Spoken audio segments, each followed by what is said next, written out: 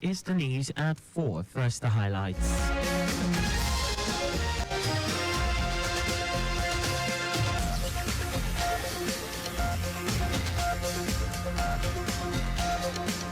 Governor Sanwo-Olu presents 4.5 billion naira bonds certificates to 2,000 state retirees. Federal government expresses commitment to welfare of judicial workers. On a foreign, Israel approves largest West Bank land seizure in 3 decades. And in sports, Super Eagles opponents emerge in AFCON 2025 qualifiers draws. And now the details are at Akan Usen.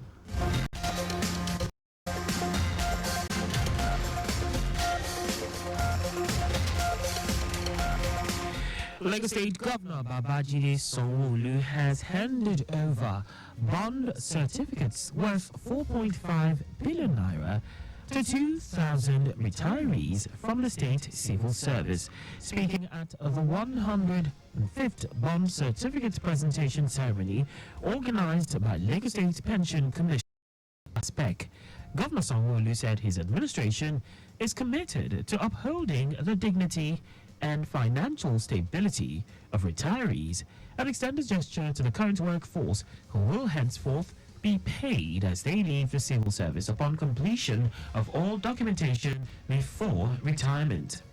Governor Sanwo-Olu commended the retirees for their dedication and selfless service to the state.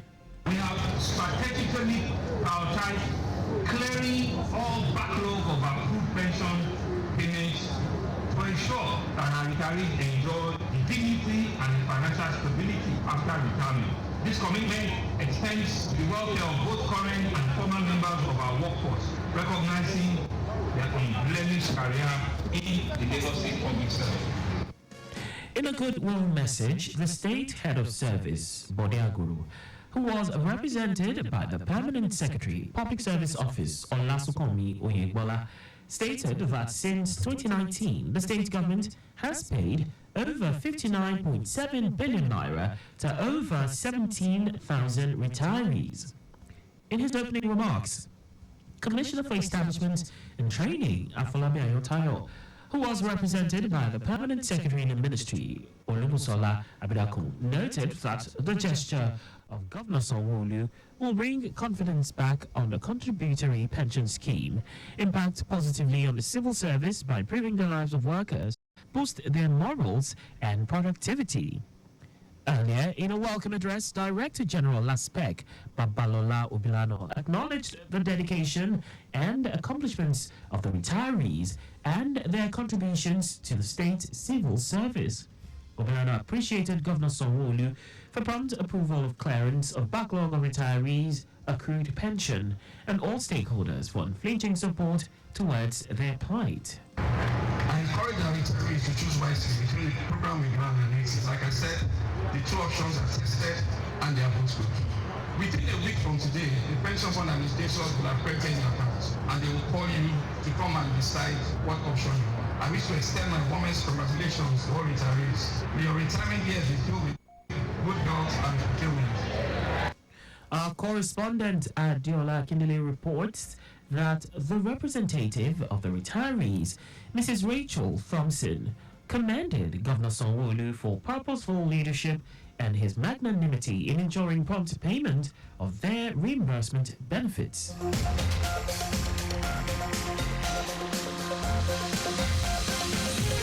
As part of efforts to reduce the spread of cholera in Lagos State, the government has urged community leaders, members of community development associations, and all residents to embrace hygienic practices in the fight against the spread of cholera. Special advisor to the governor on rural development, Nuruddin Agbaje, made the call in his address at an interactive session with community leaders and CDAs, imploring attendees to ensure that the essence of the initiative is achieved through the implementation of productive dialogues and resolutions reached during the meeting.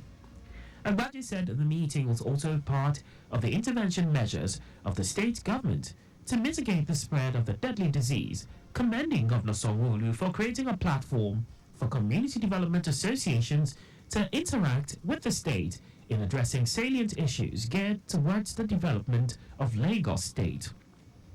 Earlier in her welcome address, the Permanent Secretary in the Ministry, Kikelomo Bolarewa, harped on the importance of the interactive session, urging participants to ensure information on hygiene and prevention of cholera. Also, representing the Ministry of Health, Director Health Promotions Olusegun Badejo said government efforts in combating the disease will only be effective when citizens adhere to health guidelines stipulated by the state government. In the same vein, Director Laboratory Services LASEPA Olabisi Shonobiri, who spoke extensively on cholera preventive measures, reiterated that the easiest way to collaborate with the state government in combating the disease is by ensuring proper hand washing, proper water distilling, and hygiene practices. Earlier today, operatives of the Lagos State Traffic Management Authority (LASMA) swiftly responded to a serious head-on collision between two loaded trucks, rescuing a truck driver with broken legs and two others with serious head injuries. Special Advisor to the Governor on Transportation, Sholagiwa, confirmed the accident occurred at Ajegule bus stop, heading towards tollgate Songo, Lagos. Giwa frowned at motorists' misconducts, despite ongoing government campaigns against driving, against upcoming vehicle and importance of vehicle maintenance, particularly the brake system. Drivers continue to violate the Lagos State Transport Sector Reform Law 2018. He urged all truck drivers and private car owners to avoid speeding and to check the condition of their vehicles, especially during the rainy season, before driving within and outside the state. And now to the rest of the stories. FCT Minister Nyesom Wike has revealed President Bola Tinubu's commitment to the welfare of judiciary staff towards institutionalizing justice in the country.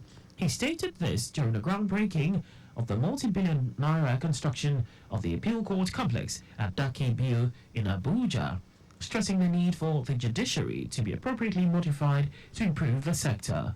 The minister said President Tinubu has approved 30 billion naira out of 37 billion naira in the 2024 budget and promised to deliver the edifice by September 2025 legal year.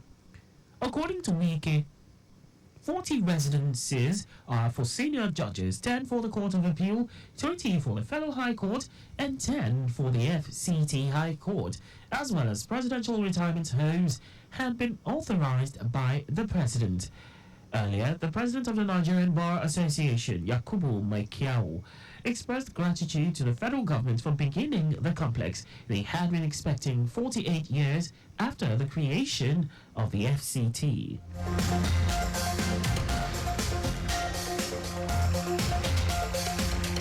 In a bid to tackle the rising issue of drug abuse in society, the National Drug Law Enforcement Agency (NDLEA) Kano Command has proposed that couples undergo mandatory drug testing before marriage.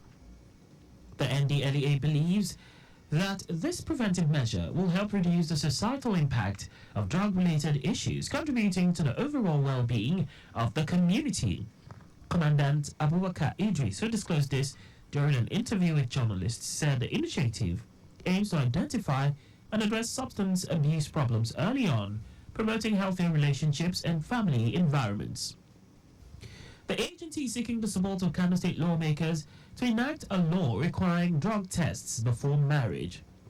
Idris, while noting that the proposal is a response to the high rate of marriage breakdowns in the state, often linked to drug abuse, he appealed to youths, women, and the general public to shun drug abuse and work together to move the state and nation forward.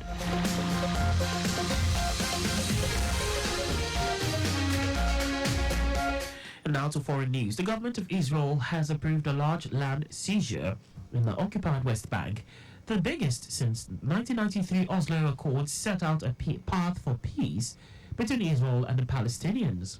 Israeli rights group Peace Now said the Israeli military civil administration department, which manages civilian matters in the West Bank, has issued the declaration in June, converting the area into state land. The declaration covers 1,270 hectares section of the Jordan Valley in the eastern West Bank near Jericho. Meanwhile, Israel's National Security Minister Itamar Ben-Gvir, speaking at a convention, calls for Israel to rebuild settlements in the Gaza Strip and the northern part of the Israeli-occupied West Bank in Jerusalem.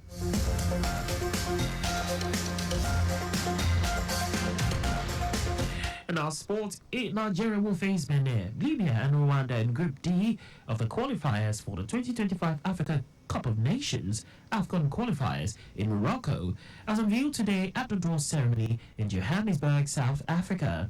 The 2025 AFCON will be played from December 21, 2025 to January 18, 2026, following the decision of CAF to adjust the schedule of the tournament for the congested FIFA calendar. It will be the first time in Nations Cup history that the tournament will kick off in December and run over the Christmas and New Year periods. Just before we go, maintain adequate distance from the vehicle ahead of you to avoid collision. And that's all for the news at 4. You can follow us and like all our various social media platforms on X, Traffic Radio 961, Facebook, Lagos Traffic Radio 96.1 FM, Instagram, Lagos Traffic Radio 961. On YouTube, subscribe and watch us live on our channel, Traffic Radio 961. You can also visit our website on www.trafficradio961.ng. Did you know that the Sanwo-Olu administration deployed traffic lights and CCTV cameras in strategic places in the state? You can get more details on the Lagos State Government's website. To end the news, here are the highlights of the major stories. Lagos State Governor Babajide Sanwo-Olu has handed over bond certificates worth 4.5 billion naira to 2,000 retirees from the state civil service. FCT Minister Nyesom Wike has revealed President Bola Tinubu's commitment to the welfare of judiciary staff towards institutionalizing justice in the country. We also told you that the government of Israel has approved a large land seizure in the occupied West Bank, the biggest since the 1993 Oslo Accords, set out a path for peace between Israel and the Palestinians, according to the Israeli rights group Peace Now. And in sports, Nigeria Premier Football League NPFL champions Rangers International have continued to remain the busiest side in the transfer window by signing Tekena Grando from Bayelsa United as Anayo Ogbonna and youngster Somtochukwu Nwobodo. For contact with the newsroom, please send a message to info@trafficradio961.ng. And that ends the news broadcast compiled by Adeswa Ejoyoka. I am Akan Usen. Thanks for listening and please stay safe. Good afternoon.